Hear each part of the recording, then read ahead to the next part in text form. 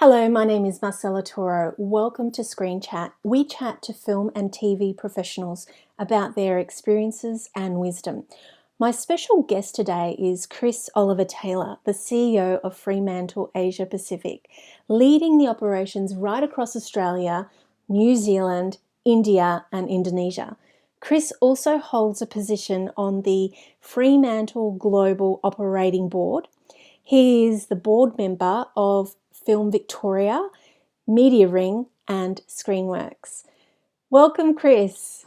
Welcome. Hi, good. The last time I spoke to you, which was a couple of years ago on the show, you were the managing director of Matchbox in 2018.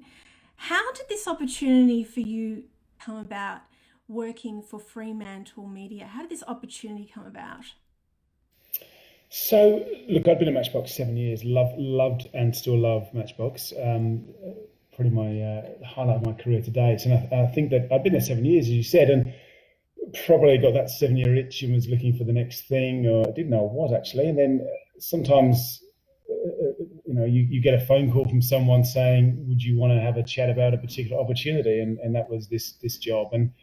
And so it took me quite a while to make that decision because I knew that Matchbox was an incredibly special place and an amazing production company, and didn't know what I was walking into at Fremantle. But what I found is that actually the same kind of ethos, hard work, and striving for excellence is actually at Fremantle as well. And I think that it's been a really great move for me. I thoroughly enjoyed the change and the new challenge, right? Which is what I think you need in your career. You need to keep on challenging yourself and finding new ways to work, and the jobs actually are very similar. They're about leading a team of brilliant people, trying to help them tell their stories. You're trying to influence them to do their best work, knowing that you actually can't do it yourself, which is a challenge for someone like myself. Yes. And then you're trying to convince networks and SVODs and buyers to give you millions of dollars to make a TV show, and that's consistent in both roles, and it is a challenge. So yeah, it was a great opportunity. You only get asked once, I think, for these kind of jobs. So if you say no, they don't come ask you again. And I just wanted to test myself with another production company. So here's where I am now. Yeah, you've done amazingly well. It's incredible. I mean, we're seeing, all this history of, going through SVOD services, the technology changing, disruption, and you're just doing so well to actually trying to manage it all. Can you tell me some of those challenges, working through right from the BBC, right back in the day, all the way to now? What challenges have you seen along the way with that disruption of television going through? Gee, back in the BBC, that was a long time ago. Look, I think that there's been a fundamental shift, right? So, which we all know, and anyone kind of engaging in this will know that. So I won't tell them everything that they already know. But I think the change from being very local and only having 4 or 5 channels in your house to now, any content you want is at your fingertips. Any show you've ever wanted to watch, you can get access to with either a very cheap user pays model or via an SVOD subscription. You can find anything or free on YouTube. So I think you're now competing as a producer with not only the shows of today, which is what you used to be doing, but you're creating with the best shows of all time.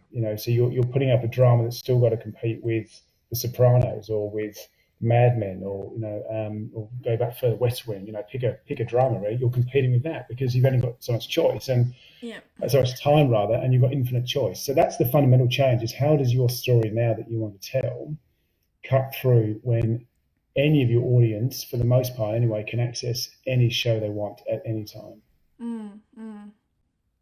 So now that just seeing that high demand and that online media and everything, does that make your job easier now at Fremantle to produce content because there's more demand?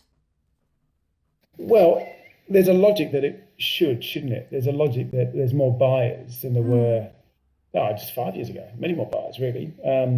Domestically in Australia, 3 free-to-air commercial networks, 7, 9 and 10, ABC and SBS, and Foxtel. They were your buyers 5 years ago.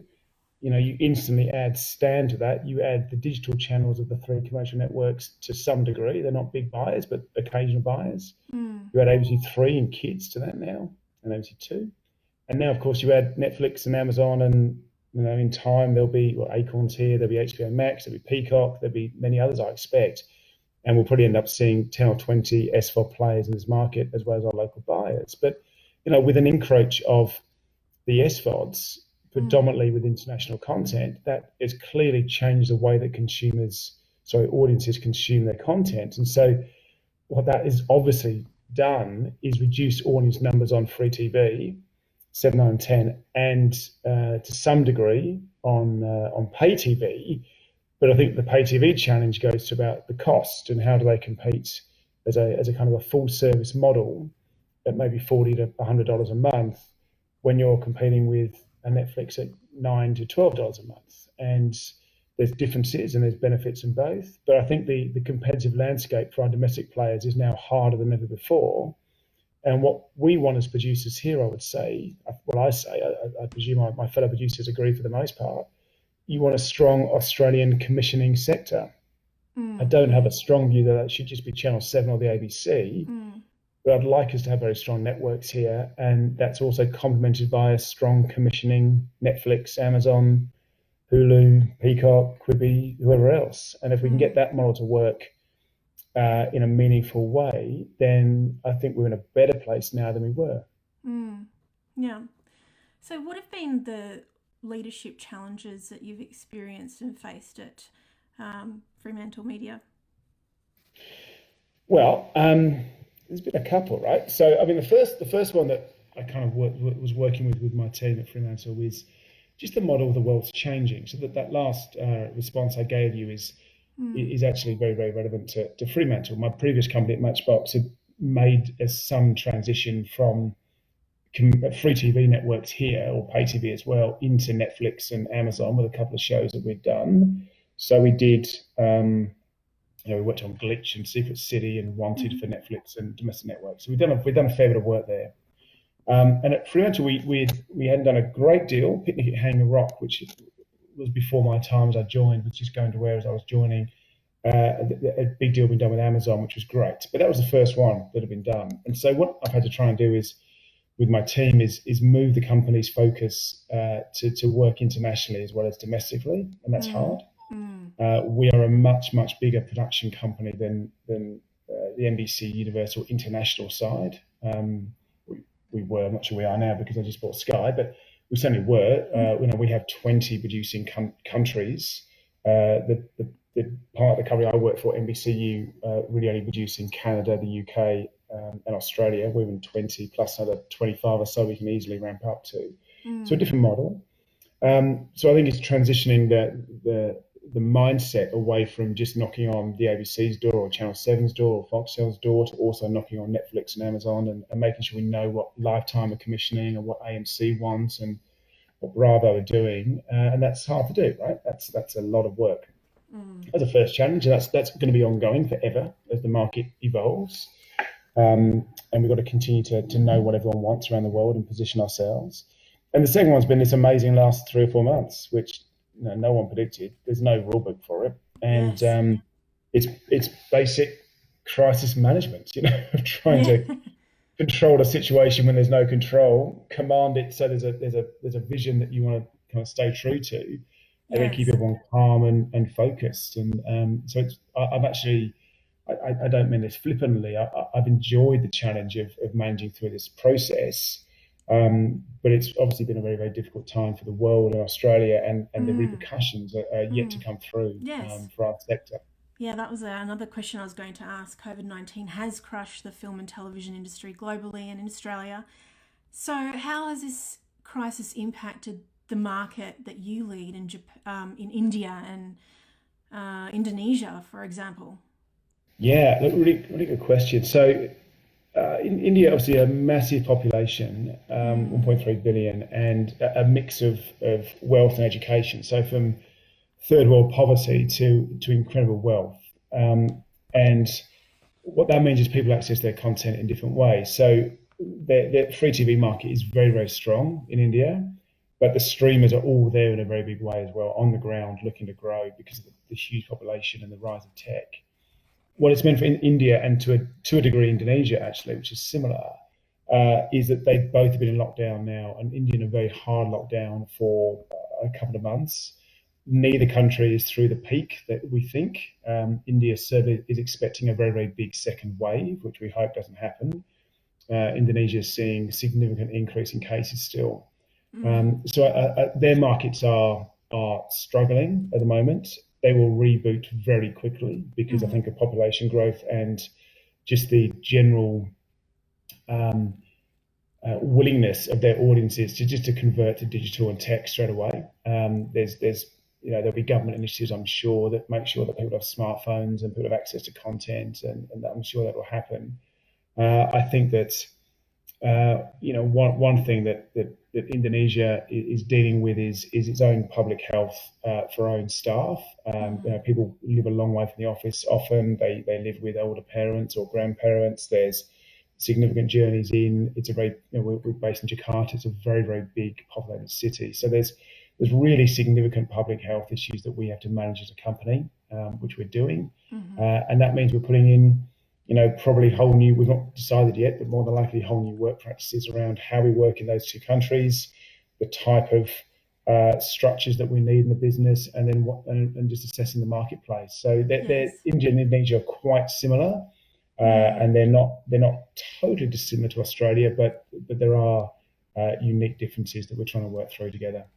What about the industry regulations over there?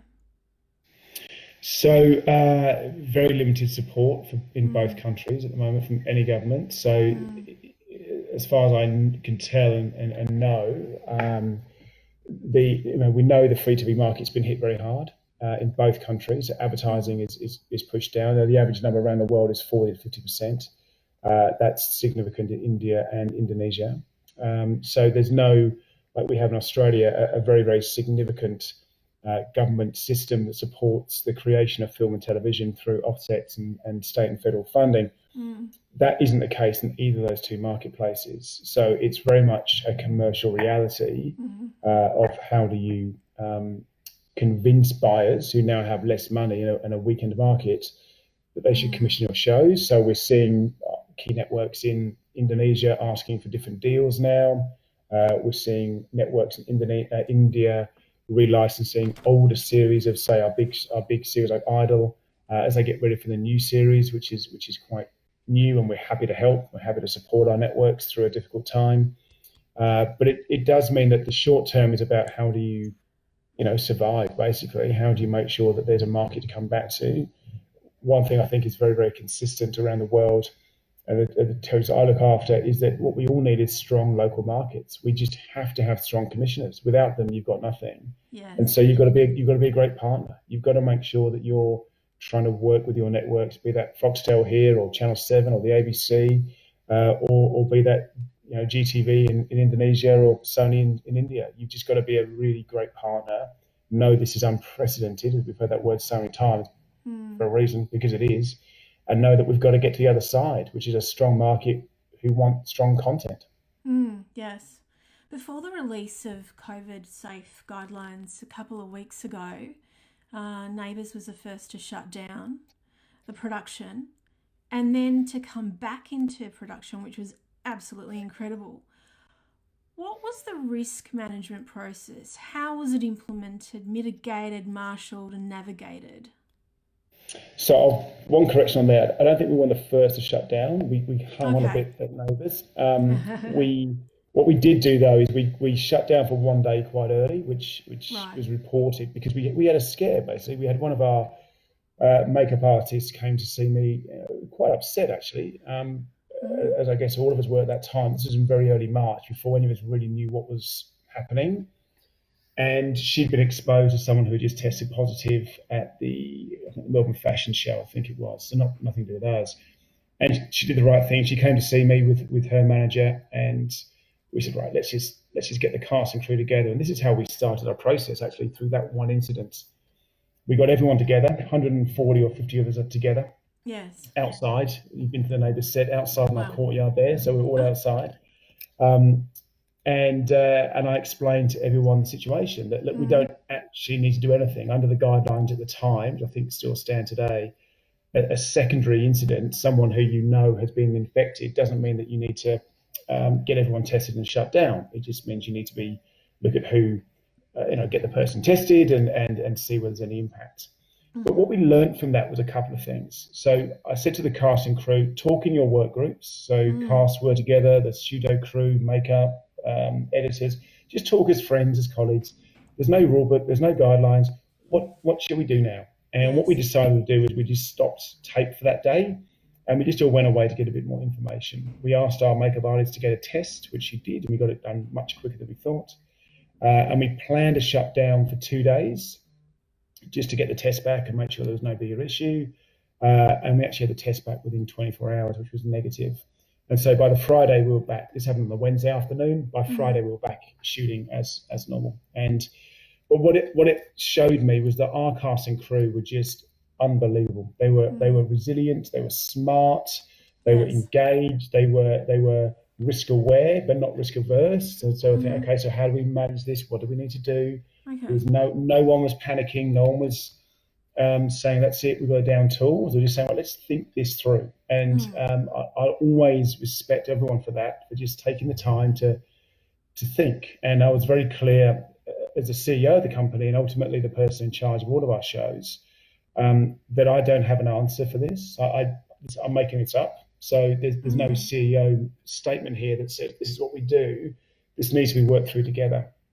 And then that was the approach we took the whole way through. So we then, one of the things we learned from that was that our makeup artist had made up maybe 9 or 10 cast, and she'd been on location, down to Ramsey Street, on the studio. She'd been in lots of places, as was absolutely appropriate for her job. But it meant that if she was positive, we would have had to close down the entire site and deep clean everything, test a significant number of our staff and crew and cast. We didn't know where else she'd been. And so we learned that lesson very quick, that the way to manage this, and this is in place today, is to effectively track where everyone goes. We know where every single person is allowed to go in the building. And so what we've done is we've split the site into 4 effectively. So we've got location, and we've got studio, and we've got post-production, and we've got management, for want of a better word. And everyone's got a lanyard, and the building is all color-coded, and no one's allowed to cross into the other zone. You have to stay where you are. And there's only a couple of exceptions, which is today on a Friday, the afternoon, we allow 2 or 3 cast, if the story requires it, to cross to the other side. And that just gives us some continuity in story. It also gives us a couple of days on the weekend to make sure no one goes down with any symptoms.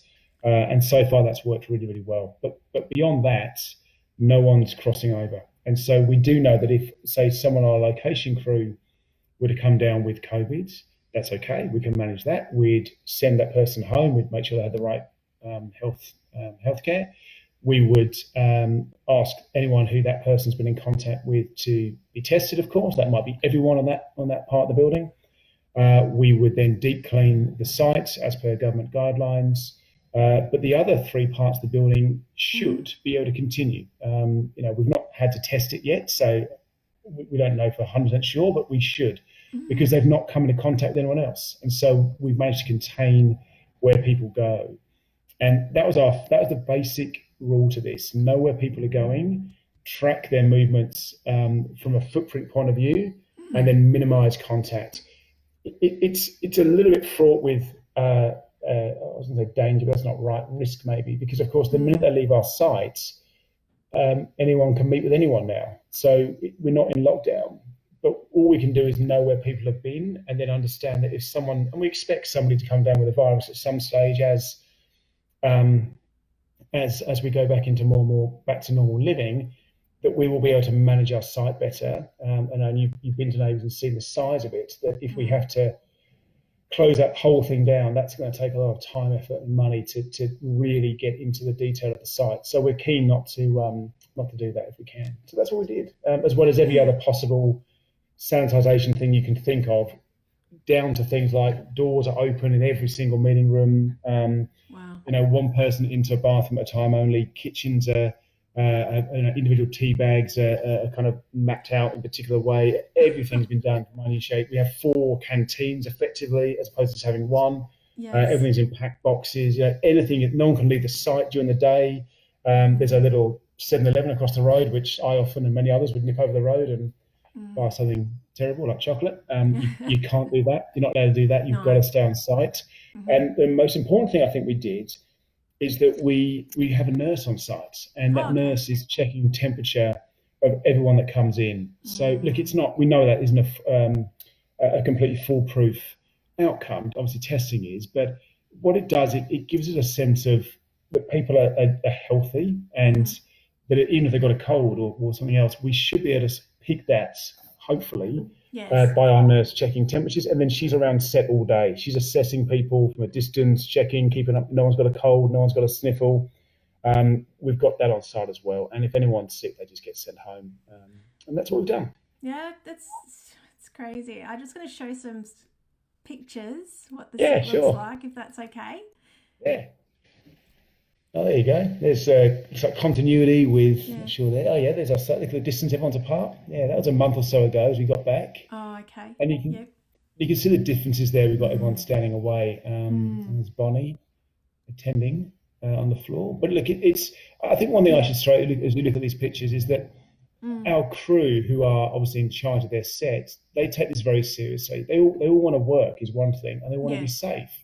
So what we've said to them, we met with all the teams individually, we've met with the heads of department as a group individually, and we've been speaking to everyone to say, as much as we can say, here are the rules, if you don't apply them locally and you don't all hold each other to account, then I can't police it. I can't. It's been a really fantastic team effort. There's a couple of questions that we've got from our audience, and they're dying to ask you. Adele Shoba from LA. Do you think there'll be more production in Australia after the recent riots in LA? Look, I presume that question's linked to safety. So if that's where that question comes from, I think the answer is yes. I think that Australia has always been, and certainly is now, an incredibly safe space to produce TV. And I also would put COVID in that mix as well, as obviously the challenges that are hitting around the world in a different campaign. So I think, yes, I think there is. There's conversations we've had globally with our company around moving shows into Australia. I know that some of the studios over there are looking at it. We've had a great track record as a country of producing amazing blockbusters and TV series, and I think that will continue as it will with New Zealand. I think that both our countries here, we're very fortunate that we have world-class crew. For the most part, it's cold today, but world-class weather. It's incredibly safe, and we have amazing geography and landscape. So I would hope that more production comes into Australia and New Zealand actually over the next few years. Yeah, I hope so. Yes. We've also got from Anita Barnes. Do you think that a lot of people will leave the screen film industry as they've been forced to look for other career options during the COVID-19? Hey, what a great question. Look, I say I hope not, because I do, but I do think that what COVID's doing to every industry is resetting it, isn't it? And I think it's about how do you how do you get through the next 18 months would be my question. So I answered a question a bit like this a few weeks ago with on another session like this. And my challenge, I think, comes to this. The emerging sector has a big challenge, because as Australia, we do nurture and support many thousands of emerging practitioners, and that's fantastic. The reality is that at the moment there's just no production, next to no production. That will improve, that will get better. But our networks are certainly weaker now than they were going into COVID. So our buyers are weaker. There's lots of money going in to support COVID-affected shows, including a couple of mine and no doubt my colleagues. So money has been diverted from, not directly or not totally, but some money's been diverted from supporting new programs to just getting the older ones finished. Lots of us have shows that are just halfway through that need solutions. So I think, a direct answer to Anita is, I think people will leave the sector. I think they'll need to leave to get jobs and to pay the bills, as we all do. I think that the industry needs 18 months, 2 years to rebuild itself. I think we're going to have to get bunker down and survive as a sector for Yes. 2 years until we work out what the new way, new paradigm of life is. And I think that will affect some people. So the short answer is yes, I think people will leave. The longer answer is I think if we looked at this in 10 years' time, we'd have more people in the sector. Yeah. Ali Sinclair says, so wonderful to see how cast and crew have adapted. Great work, Chris and team. Elizabeth Parisi says, such a slick operation at Neighbours. Clap, clap, clap, clap. Tadava Vardarshians says, oh, Fremantle Media are they interested in finding new talent for Aussie TV? Are we still using the 10 or so actors from every TV show on screen? Well, I'd urge that comment. Have a look at Neighbours and Have a look at Neighbours. Yeah. look at the diversity of that show, and look at the careers that show's broken and continues to break, and look at the risk taking that show takes. So I think that you'll see some incredibly established actors on that show, people like Colette Mann and Anna Fletcher, of course, but you'll also see a significant amount of emerging actors, and we have the amazing Georgie Stone on that show, who we think is the first transgender actor to play a character, and she's astonishing. And 18 months ago we had I think the first gay wedding on Australian TV. I think I'm right on that. Correct me if I'm wrong, but certainly a very important milestone in Australia's TV history, and we're incredibly proud of that, about showcasing Australia. We're not making a particular song and dance about it. It's just there's Australia. That's what it looks like. We can do better, definitely do better, and we will.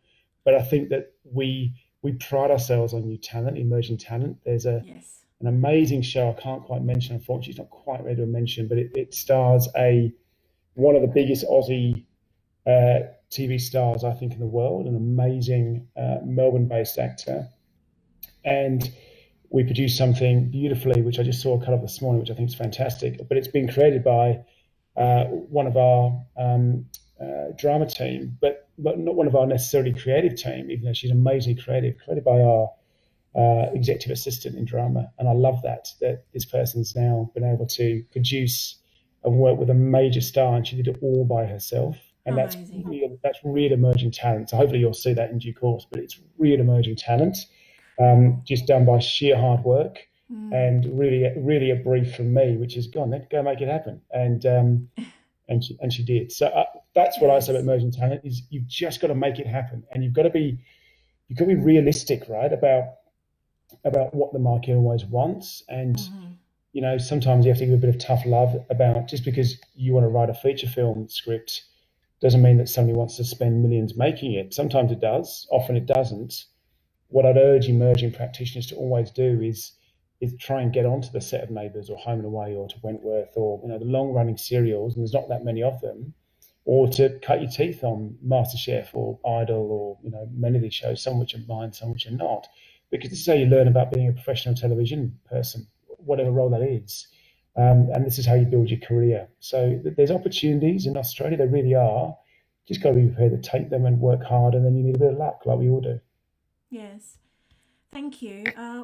We've got another question here. Do you think, from Ali Sinclair, that more projects will be developed now or in the near future with the hope of being produced from 2021 onwards? I think you've already answered that one.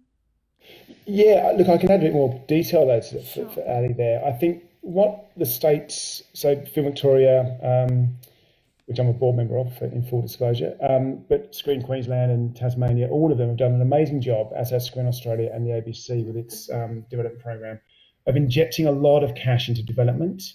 And the reason why they all did that, I think, was two things. One thing you can do on this kind of a world we now live in, a tech world for the time being. You can develop, right? You can write, you can communicate, you can run writers' rooms, you can develop ideas. So they will put money in there, which starts to tick over the creative juices of the sector. The one challenge I worry about, though, is I'm not seeing any more commissioning money coming into the sector. In fact, I'm seeing less, if I'm being honest. And so I think we do run the risk of having lots and lots of developed projects and maybe not as many homes to take them to. So we just have to be mindful of that. But if we can go out of this period of time with some people who have made some great ideas, got some great development, doesn't quite get up, but they've used this time to develop their skills, to put themselves in front of the network. You guys, geez, that was a smart idea, not quite right for us, but the next one will be. Then that's a great advantage for the sector in this time. But to answer that question again directly, Ali, more development, yes. More production, not necessarily. She's also asking, what type of projects are Fremantle looking for? Everyone always asks me that. So here is my question, right? Here's my response to that question. So I don't know, and I don't think anyone knows, right? What does Netflix want? What does Amazon want? What does Channel 7 want? So you can start to look at your